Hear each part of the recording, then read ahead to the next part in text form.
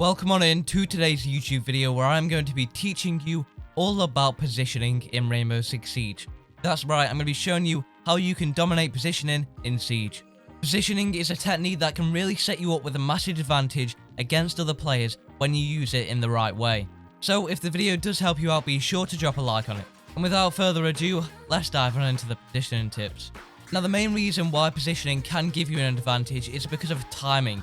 Simply if your mechanics aren't the greatest or you are still adjusting to them, you can use positioning to your advantage to gain a timing advantage over them. For example, if your positioning is a lot better on an angle than compared to another player, you are going to have that advantage because it's going to take them around about a second to adjust to it because you're holding a tighter angle compared to if you are going to be standing on a more vague and not tight angle. And if we take it on the macro scale of things, if you are going to be roaming, you gain a little bit of intel and you're going to flank the enemy, you're going to have around about 3 seconds to gain an advantage on them when you turn that corner to find them standing back to back. Therefore, you will be able to have that 3 seconds to adjust your aim, get ready and set up in order to take them out. Which is why it can be huge for players who are still working on their aim or simply do need to use their positioning to their advantage to push that skill level a bit further up. Now, I'm sure we've all been there where you've probably been killed by an enemy and you didn't really see them. Now, it's one of two things. They were either holding a really fantastic, great angle, very tight one too, or they use Peeker's advantage. Now, if you are unsure on what Peeker's advantage is, I have covered a full guide on it and there will be a card in the top right so you can take a look at what it is. Now, they kind of go hand in hand, as if you are going to be holding a lot tighter of an angle, Peeker's advantage will come into your play if you know how to use it. You are going to have a much better chance of surviving and winning a gunfight if you're going to be holding a tighter angle. For example, if you hold a wide angle and you're simply over peeking, you're going to be exposing a lot more of your body, which makes it easier for them because they've got a larger target to hit. However, if you are going to be holding that tighter angle, it's going to make it 10 times harder for them to take you out because you are not exposing that much of your body.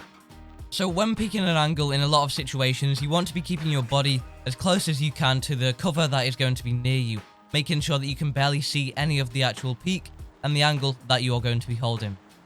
Now, if you do find yourself over peeking in a lot of situations and you are getting way too aggressive, try to tone it down a little bit because it is definitely going to help you.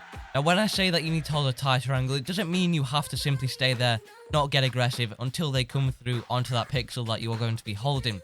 Instead, what you can do is a technique where you hold a tighter angle, wait for a sound cue or something to let you know that they push in, move to the side and peek around the corner. In my older positioning guide, I covered a perfect example on how to do this, and it is a great technique to use. If you've been peeked by a player multiple times, you know that they are going to be knowing where you are and covering that angle. What you can do is not actually hold the angle where they're going to walk through. Instead, hold the angle towards the side a little more. When you do this, if you hear them walking through that doorway, pushing through a little bit more, that is when you can start to peek the full thing and you will swing to the side. It is very common in multiple FPS games to hold an angle to the side where you can't see where they are, but until you hear that sound cue, you then decide to make a very aggressive and wide swing. Now that we have discussed some of the tactics that you can use in the micro, we're going to be moving on to the macro. This will be ranging from the whole round instead of just your one-to-one gunfights that you will have in those short seconds. Now, throughout the whole round on defense, typically, you are going to be getting an absolute load of intel throughout. And every single bit of intel you receive should adjust your position. Whenever you receive a bit of intel in Siege, I want you to think about your position and whether you should move and rotate based off of that intel. Essentially, you are like a character. Every time you get a bit of intel, you move a little bit here and there until you get to your final destination. Therefore, if you are holding an angle on your own on around about the opposite side of the map and you find out that the whole team is going to be pushing through this entry point, that you granted thought that there was going to be one or two coming through here, you could get a pick and get a peek and then rotate away. However, you get intel that the whole team is going to be pushing. Now in this situation, you need to adjust your position. Likely you won't be able to hold the whole thing. Therefore, you're going to have to decide whether you decide to get one, rotate away, or you decide to rotate away very early before they even get there. There are multiple things that you can do and you've got to make this decision. And if you end up making the right decision, you will learn with trial and error. Try to weigh up the pros and cons of each decision, which one will help your team out the most in that current situation, as it is going to vary on a lot of variables and depend on them too. If it does pull off, you often will be able to find yourself picking up a quick kill in order to rotate away afterward. or simply you might be able to get the flank on them, get the rotate. You will have around about 3 to 4 seconds before they even see you in order to adjust your aim, get ready, take them out. Every time a bit of intel you gain from yourself or your teammates, you simply react to it. If you manage to execute a really big flank because you've received a call out from your team that they're pushing from there, you think, oh, I know where I can go and flank them. You use your map knowledge to your advantage, follow the route, go to flank them. You end up coming, surprising them from behind and picking up a kill or two.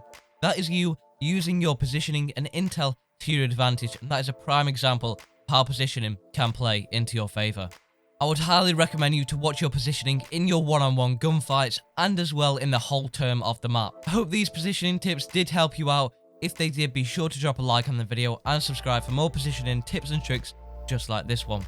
If you do have any further questions about positioning, drop them in the comments below. I'm always there to answer them, or in the Discord, and there will be a link in the description to the Discord server if you would like to ask me there.